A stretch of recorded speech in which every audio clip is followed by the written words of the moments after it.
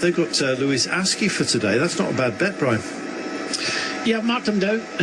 He's got Bath, Lagak, Witus, Davy, Bauer and Beestrom. But definitely Lewis Askey showed some form at the weekend. He did. So, you know, he's there and thereabouts. And, yeah, why not today? But I think he would be looking for, you know, kind of smaller group rather than the bunch finish. But it was... you know, it's quite strange you get a race like this and the break has been brought back with 55 kilometres to go. This now gives others the opportunity. The Wagner team, this is an amalgamation of two teams from last year, Bingo and Wagner, have combined forces together. So, you know, they probably just want to get involved with the race. And this is sometimes that happens when it all comes back together. There's open road in front of you, there's no breakaway. Easies, why not have a little bit of a hit out? Serial they are. Just looking at that turn, that was one of the most focused turns onto pavé that we have in our circuit. So clock that one, because quite frankly the turn onto this sector, very, very nasty indeed. And it's the Vert Pignon. It's not the green pigeon. I don't know what Pignon is, but it's local. Perhaps by 4 indeed. Who knows? Is it offering up that back wheel temptation to anybody else? We're strung out, showing the pace is really high. Average today, Brian, still over 45 kilometres an hour. They've not been hanging around. No, the wind has helped out a little bit. I'm not saying it's a tailwind, but lack of wind's kept the average speed up quite considerably. And the fact that they've kind of started the race with 70 kilometres to go now, and this will continue all the way to the finishing line. But still, the main peloton, sizable. Not too many have been dropped off the back of it. Very tempting when you're not having a good day on these laps, as you see the team buses and trucks at the side of the roads. But there's a lot of riders here with a job to do. They're trying to do it at the moment. Matthew van der Poel up there in second place. He's loitering with intent. Yeah. He's going to give it a go again. Definitely Alpecin de Koenig not interested, I think, in a group finish of this size anyway, so I want to try and kind of split it up. My view, as we come over the Côte de la Roquette, when we see that, is that with 24 kilometres to go, this is a bit of prophecy right now. I think that's going to be a massive attack point. Let's see if we have something even in advance of that. The way that Mathieu van der Poel is riding at the moment, he's testing and prying. I think he's actually testing himself rather than those around him just for now. He wants to know where his legs are, Brian. I think so. I think he's just given himself a bit of a hit out today. Yep. He hasn't won this race. Does he want to win this race? Is that in the back of his mind? I think he does. Possibly racing with 70 kilometres to go and doing this. It's a bit of energy. He's got Taco van der Horn for Intermarché for company. And just look, the gap just going to open. One rider kind of just opened up a gap. And, you know, when Van der Poel was doing this with Taco van der Horn, just look at the NOX rider. He's full tilt, just trying to kind of close this gap. But the pace is high, and this will continue like this for the next 51 kilometres. Unfortunately, Alex Edmondson of Team Picnic personnel has abandoned, so has Sensions of Alpecin de Koenig. I think they were caught up in that crash that we saw, a squeeze. Maybe some of you were away on a breakaway at the time. On a break, I should say.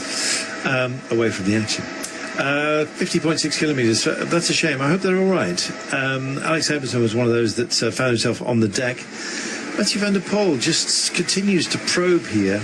Just drifts right over, about as close as you want to get to the paving here. Look at the downstroke. This is a man who is very much in the zone as to where all the parameters are, even most notably the downstroke on the pedal on his right hand side, because it's getting very close to the elevated paving here.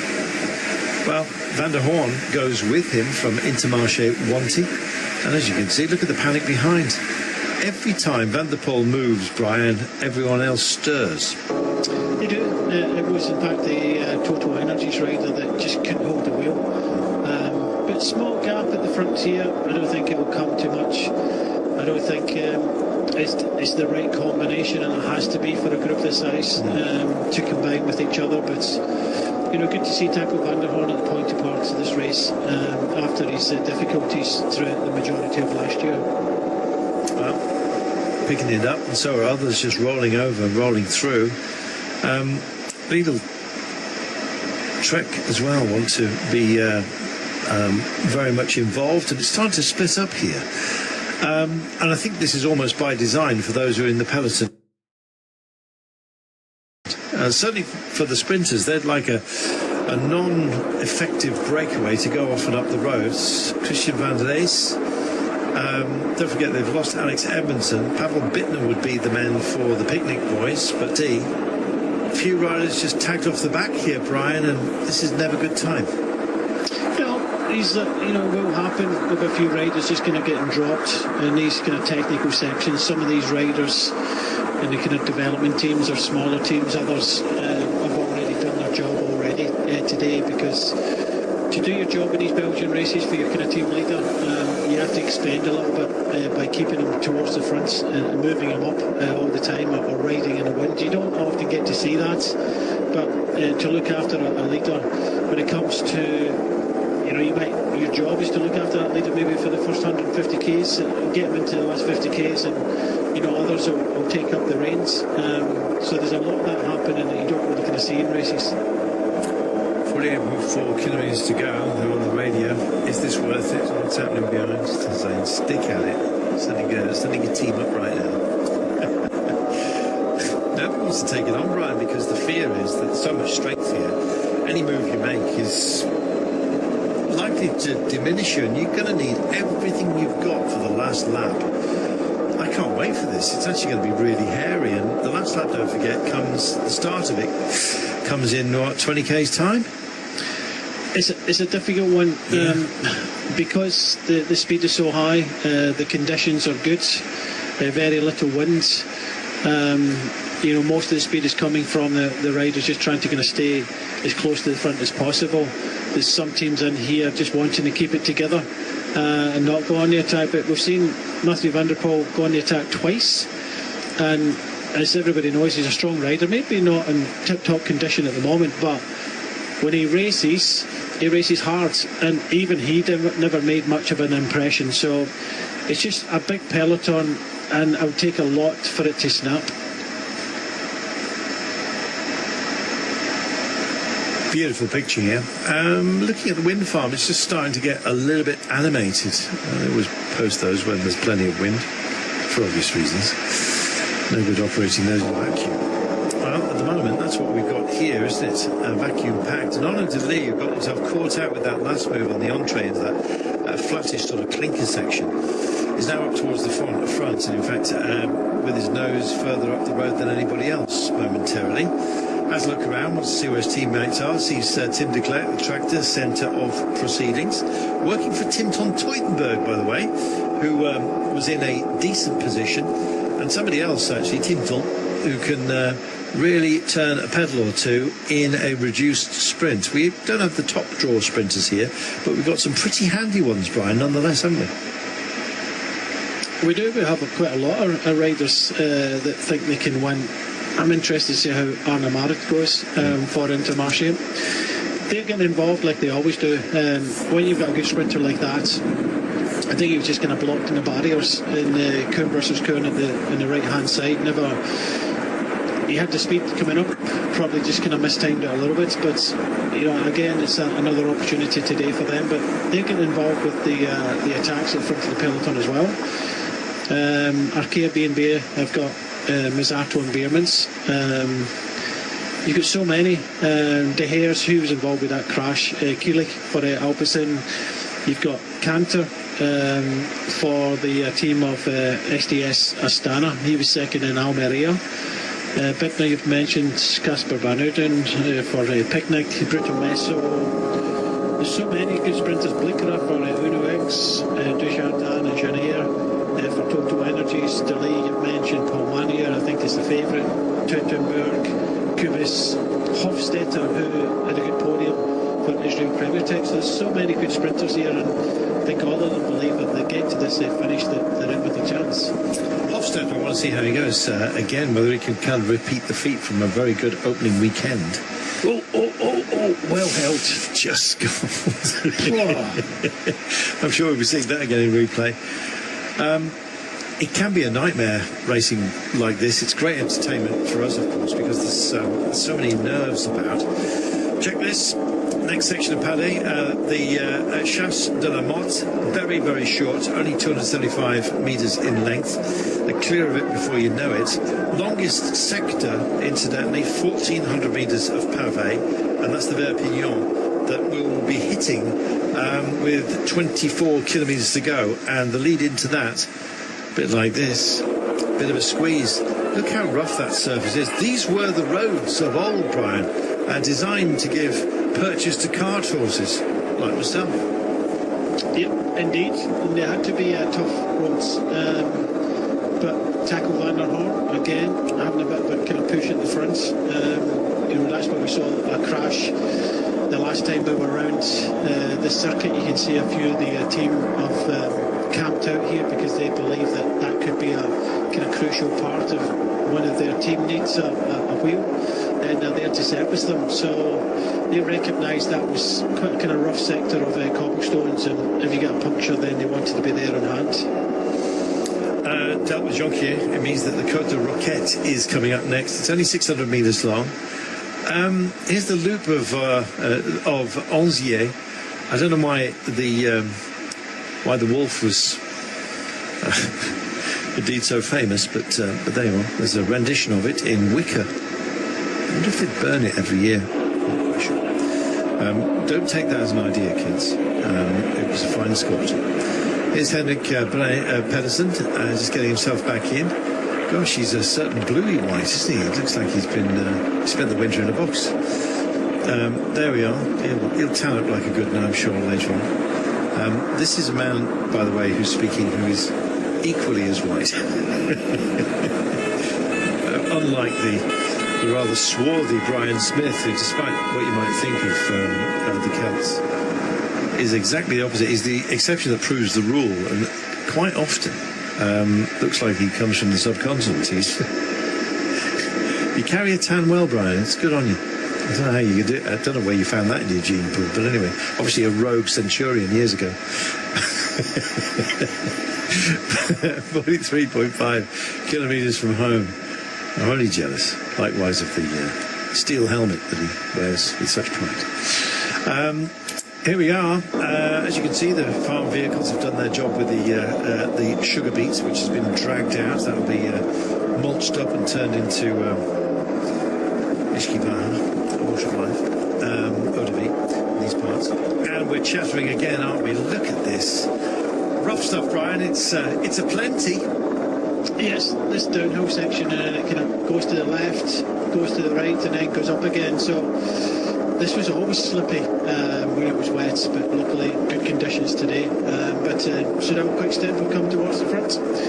Again, trying to look after Paul Magny, I would suspect. But let's see what happens this time up this climb, because it's every few minutes we're getting some sort of climb, some bit of cobbles. We saw Alpedix and De Koning race the last lap. Now we're starting to see the boys in blue. And it's a difficult one because there's a few teams in blue, but Soudal Quick Step come to the front as well now to try and kind of shake things up. So good to see a few teams kind of trying to kind of take this one on from the front. There they are, Alpes de Koning. Well, they want to prove that Soudal Quick Step want to prove that whatever Alpes de Koning can do, they can do as well. And they've got the out-and-out favourite for today, Paul Magny, on board. He's worth working for, Brian. Yes, and a lot of blue at the front. You've got Groupama in third place there, and then you've got Israel Premertech fourth and fifth spots. But yeah, just keeping Paul Magny right towards the front, out of trouble. We've seen a couple of close calls, we've seen a couple of crashes, so very important to keep your principal out the way, and he's sitting in second place for them.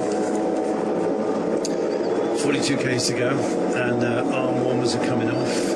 Can't see many of those left, remainders within the pack here.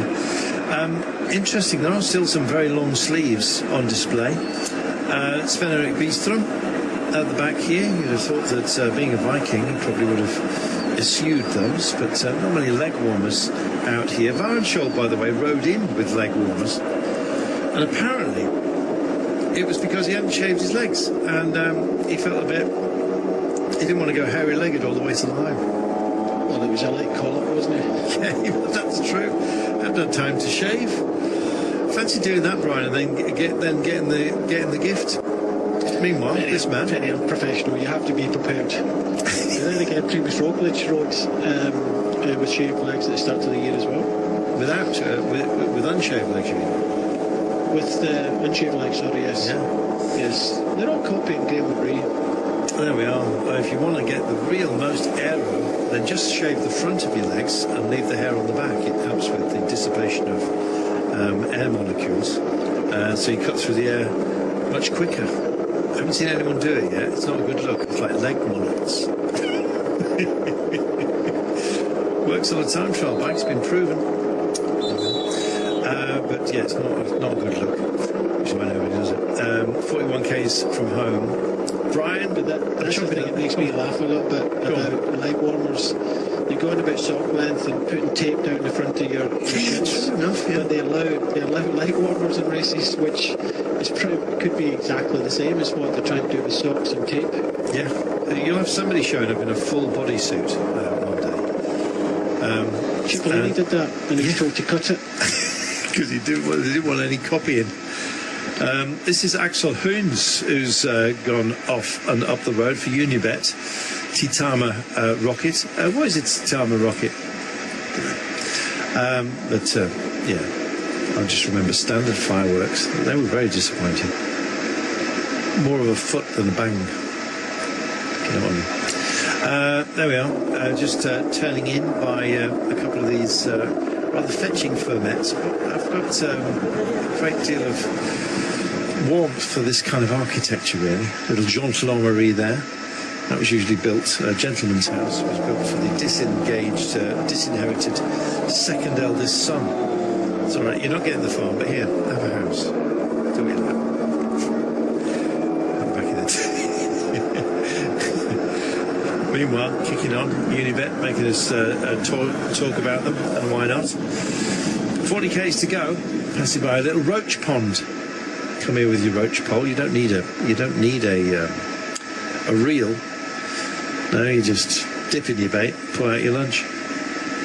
Only if you own it, or you've bought a ticket, though, eh? Talking poaching. Who's going to do that today? Are we witnessing it now, Brian? No, it's a bit of a kind of hit and hope. No, definitely not the rocket required at the moment.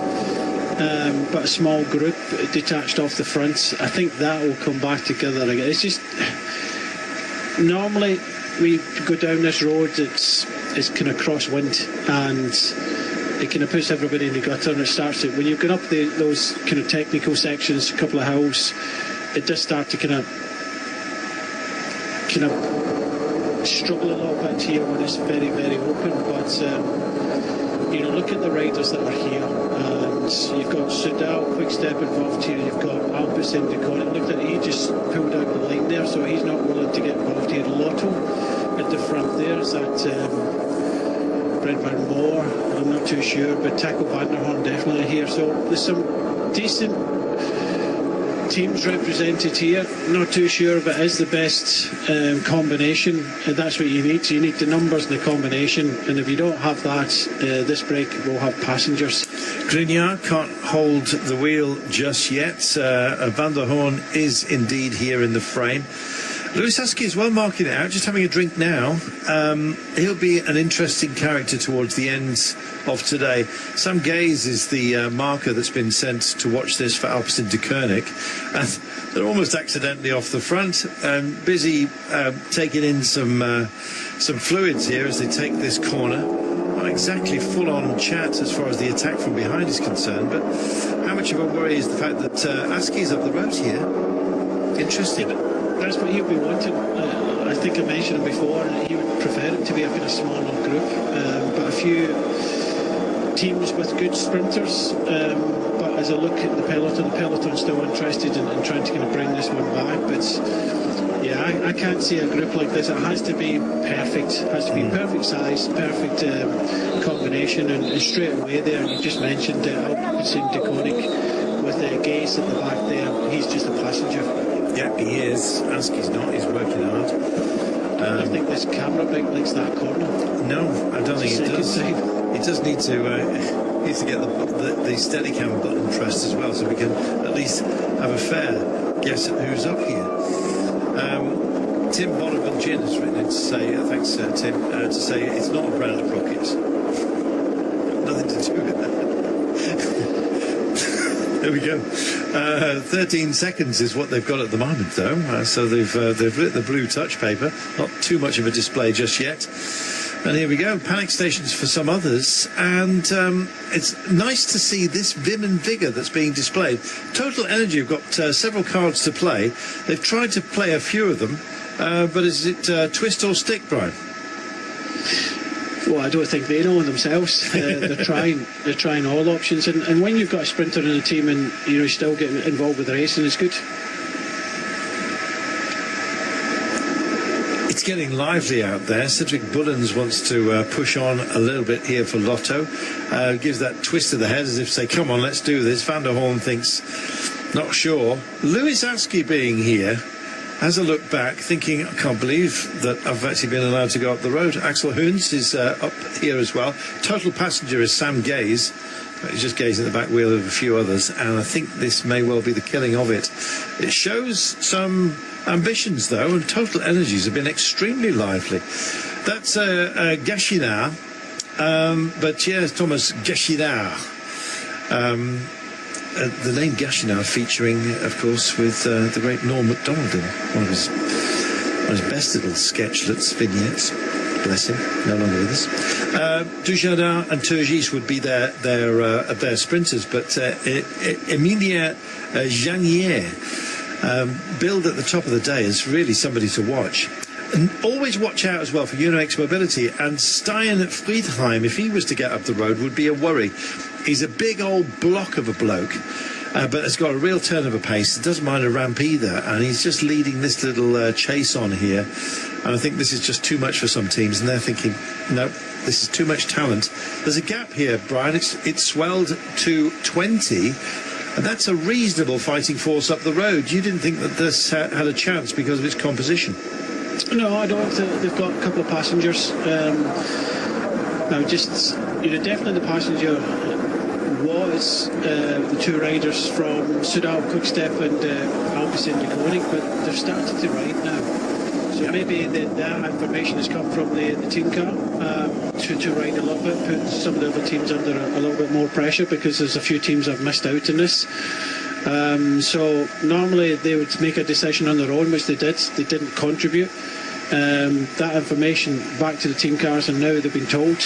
So 24 seconds is significant, but there's still 35 kilometres to go to the finishing line, and with the teams that have missed out, I think you'll see them come to the front and drag these guys back. Let's see, it's a good smorgasbord of talent that we've got here, and quite a few teams represented. Just double checking, it is 9 as declared. Yes, it is. So it's Taco van der Horn. Handy, to say the very least. Sam Gaze, likewise, if he does indeed show his hand, the Kiwi from Tokoroa, he's a good time trialist, so plant him in the engine room of any breakaway up here. Lewis Askey, proper kick on him at the end of a tough day is the man from Cannock. He's been around the Wrekin more than a few times. He'll get that. Anyone beyond Wolverhampton probably won't. But anyway, Cannock Chase. There's a huge lump out there called the Wrekin, and if you go around the Wrekin, it means you're actually either wasting time, or indeed you're actually ridden around the Wrekin. But there you go. He'll know. It's near Cannock. Some Midlands knowledge there for you. Killian Theo is here in the pink, whether he will be at the end of the day, metaphorically and literally. He's a decent sprinter, 25 years of age, fourth in the GP Plouay last year, Ronde de Loire, he got a podium. He's handy, goes well in Normandy. It's kind of got a bit of a feel about it, hasn't it? In fact, this little cut here is very much like the escarpment as you come up over the top near Cressy and down towards Edam. Again, people, northern France, they know exactly what I'm talking about. One of the 7 valleys, and you get these little rises and falls in these parts, the borderline between Belgium and France, and it's fantastic. Very, I like this kind of scenery. I must say, big sky scenery with some rises and falls keeps it entertaining. They're busy stirring the porridge there, Brian, in a request amongst themselves to share the work, and it's not being kept. 16 seconds is not a margin. It was 24 not that long ago. No, because of the chase, Uno X and the Reds, they missed out, so they've started to chase a little bit. So I noticed that the other team in Reds, Arkea, being BATL, just on the right-hand side, they had missed out. There's a couple of teams, Bahrain, Victorious, haven't got anybody in that front group, so there's a few teams that have missed out. Because there's 9 teams represented in France. Okay, we're talking about some of the kind of smaller teams that have missed out, and I don't think they'll chase. Israel Premier Tech, another team that have kind of missed out in this front group. So I think slowly but surely these teams will come up and shut this one down. But they're still keeping the average pace up. We come through the shilly-shally here. And Taco Van der Vaart is interested in trying to keep this alight. Shilly-shally, for those of you who don't know, it's basically a Scottish chicane, or indeed, as the great Bill McLaren would have done, a bit of a zigzag in rugby parlance. But anyway, 32, we're going with shilly-shally. Whether they'll be singing down Kelso Way tonight, I don't know. 32.4 kilometres from home, they might be. Depends. This is a non-cohesive fighting force at the moment, but we've seen a few pinch points. We've seen a few skittles as well, I'm afraid, being knocked down by the roads. Here's a big pinch here. The peloton itself, in 16 seconds' time, if indeed that gap is correct, is going to have to gird their loins to get through there. They need to sort themselves out just a little bit. They've had enough warnings, Brian. Here's your big turn onto the nasty stuff. There we go. Yeah, Bellevue again, and I think this will be closed out by the end, I would suspect. It's only short, it's only 500 metres, but it is really rough. But the peloton will come on here. They'll want to bring these riders back. But interestingly enough, you had Svrecek from the Sudal Quickstep. He wasn't wanting to ride initially. Near was Samuel Gase. They have started the ride, but there's a few teams, as we can clearly see, have come to the front, especially Uno X, and they have to be pretty confident getting into these races now after a really good start of the season for them. Gil Helder's keeping it sensible for Paul Magnier. Haven't got sight of him just yet. Dali, though, up towards the front. I think he needs to make a statement today. After a disappointing weekend where he was supposed to be very much a feature of the day, or each of the days, it didn't really work out for him. And I want to see how he goes here. It was kind of knocked back in the Omloop. The stuffing knocked out of him just by too many incidents along the way. So yeah, let's see if he picks it up here at the Samyn. He's certainly up towards the 4. Safest place to be, as Brian was saying, especially when it's technical like this. So this is your run to the line. We will get our the bell this time by to announce that we're on our final lap. But that little shilly-shally as you were talking about, Brian, and leading almost immediately to that pavé section, that's going to be hyper lively next time by. Yeah, very technical. It always has been in the run in towards this finish, and that's why it kind of stretches out. And position is key. It's key all the time in any race in Belgium. But I'm just looking at the front again. This group of 9 riders. Just go through them again. Taco van der Hans there, Samuel Gaze, Lewis Askey, Martin Svrecek, Cedric Williams, Thomas Gachinard, Axel Hoens, and Noah Van der Branden, as well as Killian Teots. And they're still riding well. I thought a couple of riders were starting to kind of miss turns, but it's pushed back out to 22. So the rider from Uno X hasn't really kind of dented this gap at all, and it needs a little bit more of a concerted effort. I still don't think this is the right combination, but it's definitely putting a few teams under pressure. Certainly is. Here's what will be your Flamme Rouge later on. No sign of a little draped flam, but you never know, next time by. A little air gate there.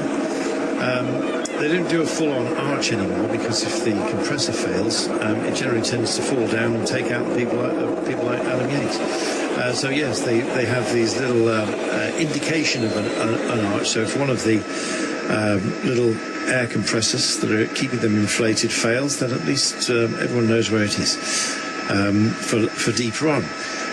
Here we go then. And you don't have to look that far to see the Belgian champion, just off the bottom of your screen at the moment. And there's a few others that are making a statement now, including, of course, the man that everyone's been watching today, Mathieu van der Poel. If it is a straight-up sprint, don't discount him, Brian, because it's a bit of a drag at the end, as you can see. No, I wouldn't. But it's clear that he's come here to race, and you know he wants to try and win the race, of course. But there's other good sprinters up here that I'm not too sure that he would be the best bet. I'm just looking at the Groupama rider. That doesn't look as if it's Lewis Askey. I know he's got the number of Lewis Askey on the back there, Carlton, but Lewis Askey's somewhat bigger. Yeah. So I really do think that's, looking down the Groupama team, this is Lewis Bauer, the Kiwi rider. The wrong Lewis. Oh, the right Lewis. Let's see. Well, they're wrestling each other at the moment, sort of marking each other out. And I did think he looked a bit diminutive, but anyway, he was asking if they just look over the Canuck chase. Meanwhile, back here, no panic just yet, but this is our final lap that we're entering into. You've heard them ring the bell. It's hardly a Big Ben, is it? It's a Matina. There we are. Actually, it's not as small as a Matina. Do you know what a Matina is? I'll let you explain. It's a tiny, tiny little bell, no bigger than an egg cup, on the end of a stick, and it's to call in monks to the evening vespers. There we are. So you remember the song Frère Jacques? I remember the roads. You remember the mopeds? do you remember? No, the monks did, yeah. Do you remember the line "Sonne la mattina"? There we are. Yes. It's ring the evening bell, calling them all in. Say their thank yous, and then they're going to have some gruel. Grueling day today, at least in terms of distance. We've got 28.5 kilometres left of the 199 that started us off. Yeah, past the team buses, where some respite will be offered up. But there's a lap to do here, just less than. Dig in.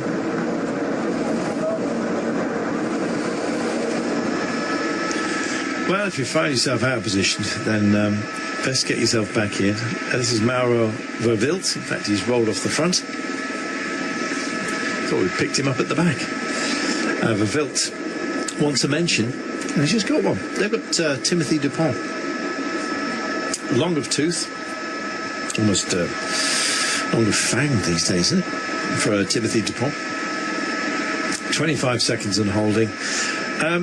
This looks like we might get ourselves a pretty selective sprint later on, because the way they've been approaching the day, Brian, it's going to fall to bits on the approach. I don't think it's going to be a bunch. I still think it's going to be a bunch. Do you know?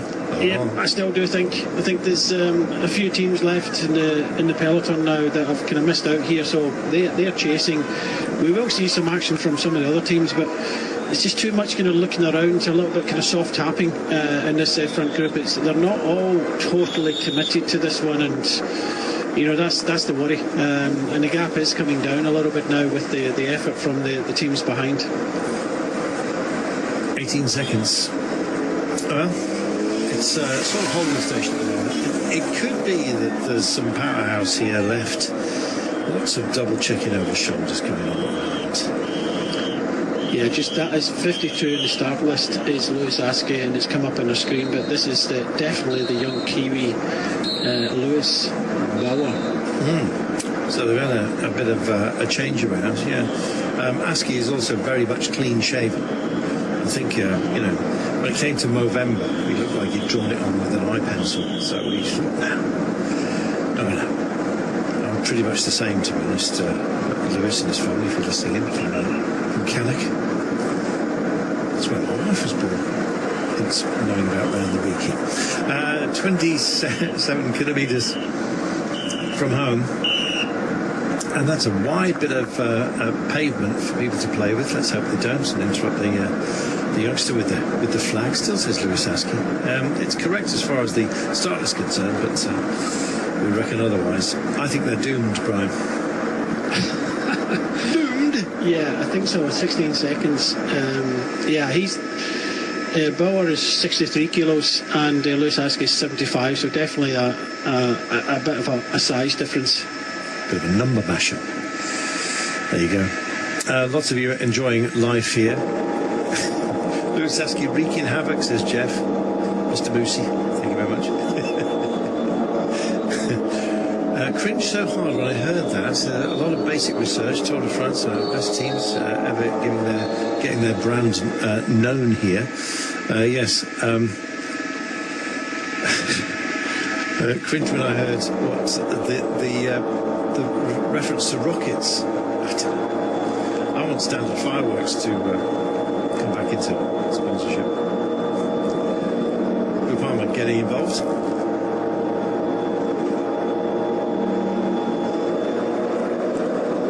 Tipping in, only 17 seconds is the gap, and it's about winding them in at the moment. So if you've got somebody who works like a tractor, stick them in the front.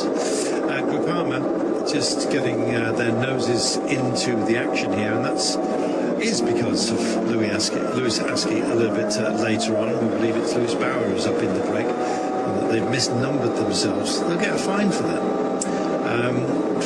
Just basically stop people hiding behind numbers and sending some talent up the road, potentially. I'm talking UCI rules here. That everyone thinks it's okay, it's a different number. It's not the man we're looking for. And it is. 15 seconds.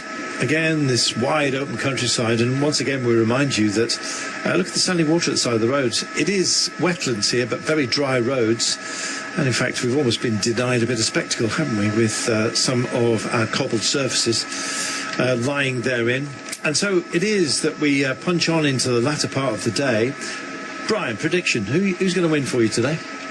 I'm going with the favourite. I'm going with Paul Magnier. For me, I think he's the rider that's on form, and I had a great opportunity at the weekend, came close, but I think in this sort of field, he is for me the favourite.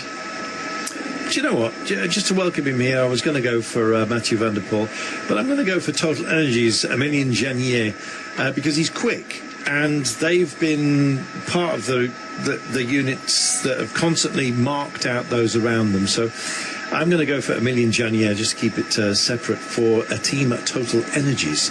But there are quite a few here that could do it. Blickra for Uno X, they've showed a bit of spirit here today, off the back of what Varenschold did at the weekend at Omloop. Brilliance at work. Max Canter, we haven't mentioned him, Brian. He can cope with a bit of a lumpy sprint at the end of the German for XDS Astana. I mentioned him, he was second in Almeria, the XDS Astana rider. So, started the year, I think I can remember, was it in Tour of Turkey, got his first ever victory. Was it last year?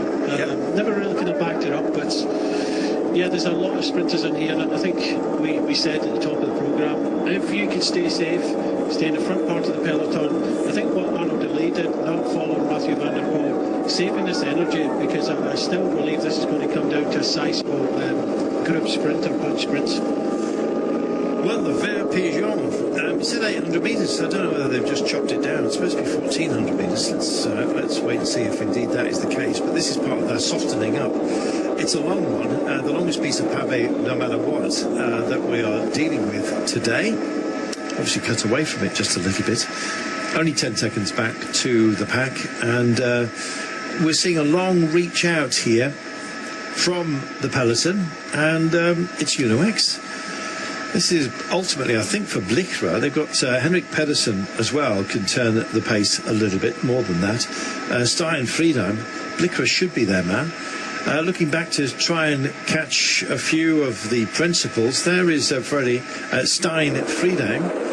I think the camera was trying to pick him out. Meanwhile, stuck at the back at the moment. Looks like a bit. Is it chain problems again? Yes, it is. I'm afraid that's not a good look at all for Martijn Pedersen. Here, he's going to have to stop. He's not going to wind that one back on automatically, I'm afraid. And there's a few others who have suffered the same fate, Brian. Goodness me. Yeah, it's not for the first time it's happened in this race. Yeah. Really fortunate for these two riders.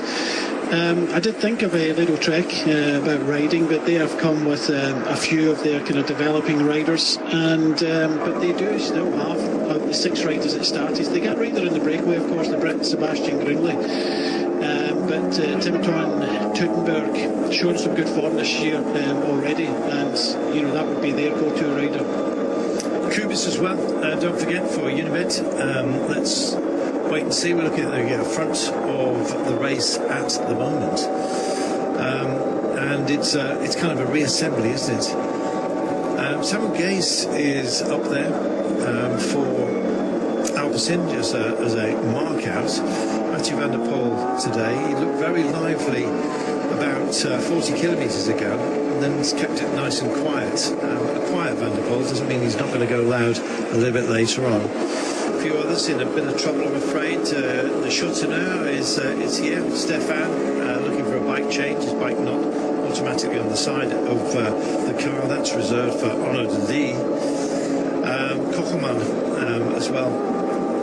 One of those that they're hoping will, I guess, start to show his potential. But Jesper de Bois is in here as well. Cedric Bullens likewise, and Brent Van Moor. We've seen a good trackie as well, Brent Van Moor, and can work in tight skirmish situation. 14 seconds is the gap right now. They're all looking at each other.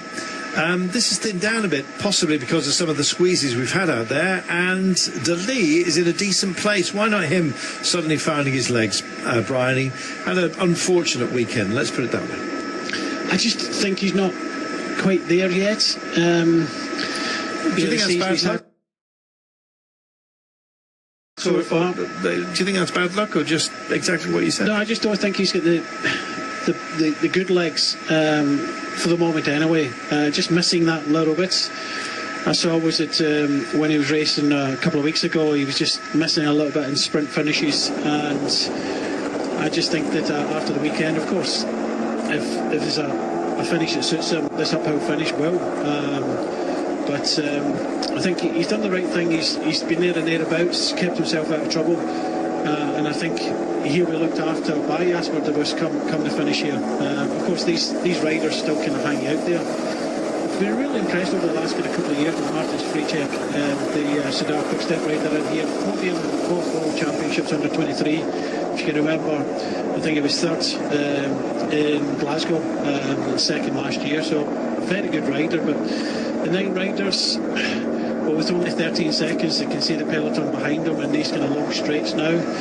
The tractor is there, Tim de Klerk riding them down Arkea in the reds, and also in the red and the yellow Uno X prepared to ride. So there's a few teams, as I thought, that would want to ride this breakaway back. So still a sizable peloton, probably a little bit more than usual at this time of this race. De Lee's called for a little bit of pace, wants to get into a safe spot, and it's just being dragged up at the moment. And you can see the Belgian tricolour there. He's in about wheel 8 at the moment, if that's even definable on the front of a peloton. Looking back at these, looking up to the front, I should say, Taco van der Horn tucked in amongst this group here. Axel Huns just adding a little bit of pace right now. Louis Bauer is in the mix with Surchek, Sam Gaze as well, and not again. This Brian, it could affect him psychologically, because this was the reason, essentially, a couple of bike changes and indeed caught behind some bumps, which did for him at the weekend, and he's got to go through it all again. Temper's fraying, look. Yeah, he had bad luck at the weekend with mechanicals, but that's a long time to wait. I know there's a bit of a crash earlier on, but that's a long time to wait for a bike there, because I don't think he could. I don't know what happened. Why did he not keep on riding the bike there? Maybe he couldn't. He'd probably better just keep on riding that bike, but maybe he couldn't. Just looking here, he stopped rather quickly. Yeah. Look at the front. Is it the front wheel? It's warped. Yeah. Yeah, front wheel hitting the frame, so he couldn't ride. So apologies for that. So something happened. He's probably put his front wheel into someone's derailleur, lost a couple of spokes. Couldn't ride that wheel, had to stop straight away, and his team car were a little bit further behind in the order, and he's got a hard chase. He still has time to get up to the front and back into this race, but again, another race, a little bit of bad luck for the Belgian champion. Well, pace is up ahead of him, I should say. Interesting as well that the team there did not want the cameras on them at all. It's like, look, leave us alone. You know, well, we've got to see that. We've got to tell the story, my friend. 3 seconds. They don't want the camera there for when they try and pull him back. Brian the Wise is what they call him. What they will call him in retrospect, or indeed maybe Brian the Reveal. I'm not quite sure. I'm not quite sure whether he'd even want to be called that. These days. A little bit further back, Geschinau is on the chase here. The man who's sped on is Axel Huns. Sounds like he was named after being punched in the stomach. But Huns is going for it. Looking at Sam Gaze as well is starting to mark this out. In fact, it's our friend Lewis Bauer who's kicking on into that gap. There's the peloton. The rise and fall of the terrain here is going to do for this breakaway, I'm afraid. And so it's going to take somebody brave. And why not? Tim von Teutenberg has thought, well, I'm out of here. I'm just going to get up the road and do things my own way. If he thinks he could hide under the radar, then think again. There's a few others as well offered up a response. Baptiste Gier has gone for it. Here is the unlucky man who, guess what, Brian, found his own team car. Yeah, that's why they didn't want. Of course, he did puncture. I don't know why have they sent a rider back here to help him out? I don't like when they do that to Schuttener. He was involved with the crash, so I think the car was further back because the Schuttener was involved with that crash previously, and the Lotto car was a little bit too far behind, so a bit of bad luck for the Lotto team for the moment anyway, but he's in the convoy, and I think he'll definitely get back. It's whether he's got the legs to recover. 16.5 kilometres to go. He can do it in that time, but it's just the speed of the peloton, the technical nature of the run-in towards this finish. He might be a little bit tuckered out. I think so. Plum tuckered out. Here goes Tim Tom. This is great. This is the first real sort of individual push-on that we've seen since Mathieu van der Poel went for it a little bit earlier on. That was about 50 kilometres ago, for goodness sake. Probably a bit early, even for him. Especially at this part of the season, but you just never know. Big squeeze onto a nasty pavé section, which is done for another chain momentarily by the looks of things. That was Alexis Brunet, and spat over to the other side of the road, little bunny hop onto the paving. It's all go here, Brian. Yeah, it's happening at the front there. Very strong into that front. It's Alpes and Deconic right at the front. But this is what we're talking about. He's made it on, but he has to get through all this traffic. Yeah, exactly. And it's all of these pinch points, and they come thick and fast. Only 15 kilometres to go. Let's talk you through what we still have to deal with, quite frankly. And this man has got his work cut out, I'm afraid. It's our Belgian champion, De Lee. And I'm afraid he's got a mountain to climb yet again. He's had so much bad luck, Brian. Let's hope if he didn't have bad luck, he'd have no luck at all, for goodness sake. I hope that's behind him now. Well, yes, it's whether he can get back into contention, because I do feel that especially the last few kilometres, position is going to be key. It has all come back together, and the good thing about it is it's strung out a little bit, but when it's strung out like this, he does have the shooter to help him. He was involved with the crash. you've got a little bit of moving space here, but at this speed, you have to go even faster than they are at the front. So I think it'll be a few kilometres before we see Arnaud Delis back towards the front. You can't keep a good team down, and Unibet want to make a statement today, and they've sent off Hoons again. They will be working for Kubis, I imagine, and just marked out almost inexorably. And that actually finally did look like Askey was just getting himself in the frame. They double numbered today because that was a much bigger man with the correct numbers on. We wait. You saw Tim Turtenberg there of Riedel Track. He's one of the favourites, I believe, by the way, that his aunt is in the car behind Einar Turtenberg. So he's being directed by his aunt. Maybe Is not that a the very best small thing to do. pet or a relative? Pardon? Is that a very small pet or a relative? Yes, Einar Turtenberg. His aunt. Directing his... yeah, the aunt is in the car. What I was going to say there, I'm not too sure it was the best move there for him to do. He just about got across to the front group. Again, making an effort. But he's definitely a rider that can battle with the best of them. But just watching Arnaud Delis going through, making his own gaps.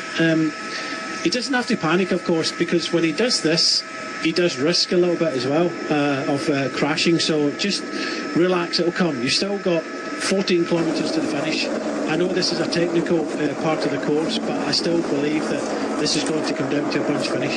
Trying to punish him. We are on the Roquette, by the way. There it is, 3.6%. Doesn't sound like much over the full distance of 600 metres, but there's a couple of little gnarly bites, a couple of nibbles within it, and of course it's cobbles as well. And great playground as it is, especially at this time of year. Principal Ressel is up here as well, wrestling. And there goes Delis, just sailing by. And indeed, onto a safe back wheel here, I'd say, of Blickra for Unit X, who's probably their principal today, I'd have thought. So follow him through. He might give you some options. Delis having to go into corners at the annoyance of some others. They're sort of accusing him almost with eyebrow semaphore of a little bit of dive bombing here, but he's using his anger. This might well serve him well, Brian. He's moving up here, and he's almost kind of halfway up the peloton now, but it's going uphill. I don't think he really has to panic. I don't think anyone's going anywhere quick at the front of the race. Everybody's kind of shutting each other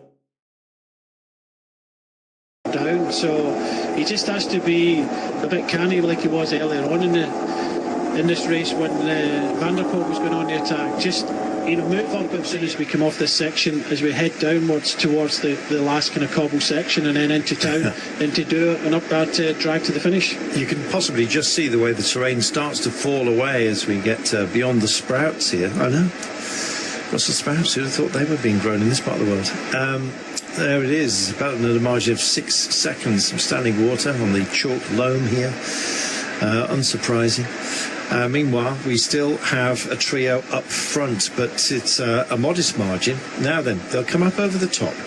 They'll start to descend, and in fact, they hit a right-hander before you know it, and that's our last section of pavé. It was there that we thought that Mathieu van der Poel would like to get a jump on everybody else. Got a teammate here in Timo Kilic. Kilic himself, not a bad sprinter, actually, and if van der Poel didn't fancy it, he would be absolutely ideal to push on. Simon de Aer would be a man to lead him out, but he's doing the work on his own at the moment. This wasn't part of their battle plan. Little section of road takes them out of sight just very momentarily, and it's an absolute charge behind. Lucas Kubis really means this. It's got Bomboy for the Unibet boys. He might have an option, let's see. And the pace from those out front now just being hampered, as you can see, and it looks like Van Boven. Well, how much belief is there? Here comes the little transitions that will take us down to this rather pesky. There's the chicanes that we're dealing with, and then this left-hander which will announce itself very, very quickly just as we come through this hamlet. Everyone knows it's there, Brian, and everyone wants to be in the best place. They can't all fit. No, and that's why we're racing hard, and this is why the pace is up, not just about trying to bring these three riders back, but also to gain the perfect position, because you don't want to be out of position going on to that final cobbled section. You do not. And our breakaway just about to be caught. And Groupama done a lot of work here. Pseudo Quickstep, likewise, mixed and mashed in at the front, and Total Energies said it had to be Sunny Dujardin. Looks like their golden choice today. That's Leroux that's leading him in. Turgis is still in the frame. Emilien Janier, I would have thought their man, and he's still there, but there's that pinch. Ooh, and they all just about get through. UNOX playing with fire there. This is that little chicane, this shilly-shally that will take us through town, and then, of course, it's the big left-hander. They're all mobbing the front, as you can see. Kick on for a little bit of safety. Give yourself some vision, at least, of this nasty right-hander that's going to rock into their consciousness very, very quickly, Brian. Yeah, and they have been shut down, and in fact one of the riders from Groupama have jumped across the trio in front, but they've been brought back by Total Energies at the end of this road. They will swing left onto a brief respite of a main road and then turn right straight onto that last pavy section. They're just powering their way through, but look at they're dragging with them. Van der Poel is here, so is Kubis. You don't have to look that far behind either. As I'm saying it, I'm looking and I can't see him, but there is Lee. He's out of position at the moment, again trying to come up on the left-hand side where there wasn't terribly much room, and they're onto the highway. Now this will take us indeed very, very quickly, but watch them all drift over to the left-hand side of the road to give themselves the best view into this. And here we go. If you're in a good position, then so much the better. It looked to me like Van der Poel was just slightly out of position, and De Lee most certainly quite a bit more out of position. Race is on, Brian. 2.7 to go. Yeah, it didn't look like De Lee was a little bit too far back, so if something does break on this cobble section, then he is out of position for the moment anyway. But Arkea pushing hard on the front, no real attacks. This is only a short section of 500 metres at the end. We turn right, head up into town, but Van der Poel is right in there in about fourth place. You can just see him sitting there looking. I thought he might make an effort on this section, but Keely was the key to this one. I think Keely being in that front group made a difference. Mazzato trying to get through. There you can see that Kubis following the wheel of Mathieu Van der Poel, and caught out of position is Arnaud De Lee with 2.2 kilometres to go. That's more ground for him to make up. Here is Kubis, the Slovak, the Serbian champion, just on the back wheel here of Mathieu Van der Poel, in a decent place. Mazzato, Capio and Biermans all in the frame for Arkea B&B Hotels have ridden brilliantly. 2 kilometres to go, Brian. Yeah, it looked as if it was Seneschal, the former French champion. It was leading across there and off this sector. This is the final sector, and it's flat until 1 kilometre to go, and then it heads up towards the finishing line. But Arkea, B&B Hotels in the red, they've got their sprinters kind of queuing up behind. I think definitely Mazzato might be there, or is it Biermans they're going for today, but a decent pace here from Seneschal. It certainly is, they believe. The more I look at this, Kubis looks absolutely fantastic. He's been on great form of late. Arnaud De Lee is getting himself back in, hasn't really panicked, and now he's very much on the back wheel of Van der Poel. So 1,400 metres, they'll take this next turn and then introduce themselves to the little inflatable air bridge, the arch, the broken arch, in a few moments' time. They spear through here, opens up, and then recompresses. There's De Lee. He's had to make up a lot of ground today. Kubis looks nice and comfortable. A few others to contend with here. Kopetsky's actually involved for Novo Nordisk as well. He's kept quiet for much of the day. Likewise, Van der Poel still stalking. Hard to call. They're stringing out at the moment. Kubis still in wheel 6 for the time being. Hasn't picked it up just yet. Here we go, Brian. Yeah, super fast running towards this finishing line, and Mathieu Van der Poel is going for this sprint. I think he's got Paul Magnier on his wheel. I think Arnaud De Lee, he's out the saddle. He's a little bit too far back at the moment, but yeah, slowly opening up with Arkea B&B leading this one out. Van der Poel not lining the blue touch paper just for the time being. I think it's Louis Askew who's in the frame here. There is Van der Poel just tracing the back wheel of Biermans. Here comes De Lee, the Belgian champion, trying to find a little bit of vision here. There's not much on offer. Paul Magnier's in the frame here as well. A few others want to join the party late. Emilien Janier suddenly appears from absolutely nowhere to take part in it. Or is it Turgis? We'll have a look. It's the former. It is Janier who is here. There is Van der Poel. When's he going to go and folding over the top Uno-X Mobility? I want to have a dig here. Elbows flicking out like a dodgy dad dance, and it's a release. But you can't keep a good man down, and this is a very good man. Oh my goodness, track race for home, you might say, but Van der Poel wants to make the day his own and does so. Brilliant at work. Magnier's really close at hand, but Mathieu Van der Poel, he is back. He's as big as he ever was. He's opened the box, and Pandora couldn't have done it better. Fabulous. What has he done, Brian? Well, he clearly came here to race, you could see that, and in the end, he was sitting lurking. Of the run-in, he had the easiest ride, and that's because he put himself in that position, but he opened up there with Magnier on the wheel, and Magnier just didn't have anything left to sprint. He was like sprinting, sat down. If you look at that sprint again, because of the fast nature of this race today, Mathieu Van der Poel was the only one that was able to accelerate when we got to about 200 metres to go. He got out the saddle, put some distance between himself and the others were just left in his wake. Paul Magnier's, the man of the moment, probably the favourite coming into this, he just had no reaction. This rider here, the Belgian champion, I think a bit of bad luck again in the run-in, but I don't think he's quite on form, just out of position, and because of all the efforts he had to make there, unfortunately he wasn't able to get our challenge for the win today. A remarkable rider, and straight out the box, he's doing it again. Talk us in, Brian.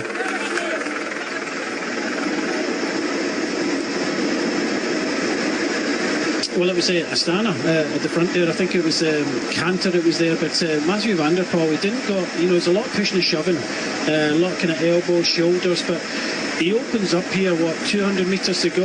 The others try to react to it, but just watch Magnier. He sits down. Mathieu Van der Poel is accelerating the whole time here, sits down, he just doesn't have the legs, and everybody else is going backwards here. It seems so easy for Mathieu Van der Poel in the end. The question for me was he setting himself up to go long? He was capable of winning the sprints. He probably thought that it was still risky to win in the sprint because there's some really strong finishers, but like you said, Mathieu Van der Poel is back. He's back to winning ways on the roads, and he really looked good there. Mathieu Van der Poel takes it ahead of Paul Magnier, favourite for the day. Emilien Janier of Total Energies finishing in third place. Wow, there we are. Here he is.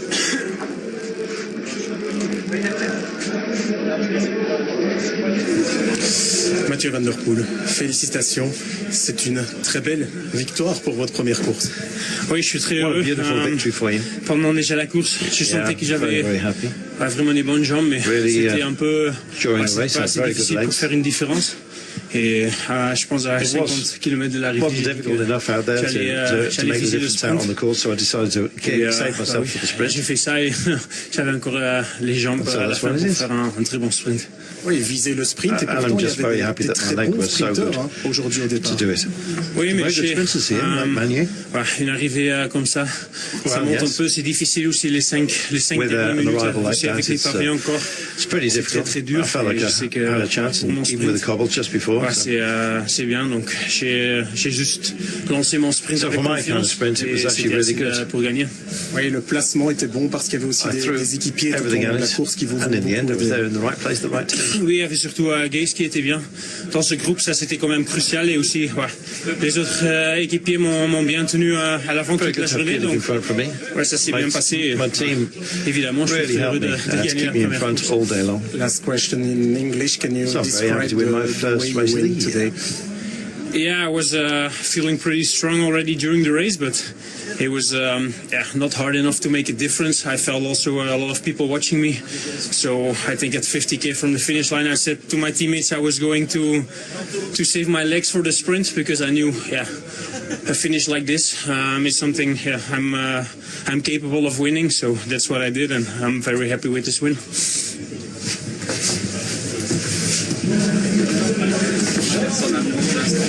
As well, he might be. Great to see such a great rider start his campaign, I guess, 100%. Race 1, 1-1. Number 1. Brilliant.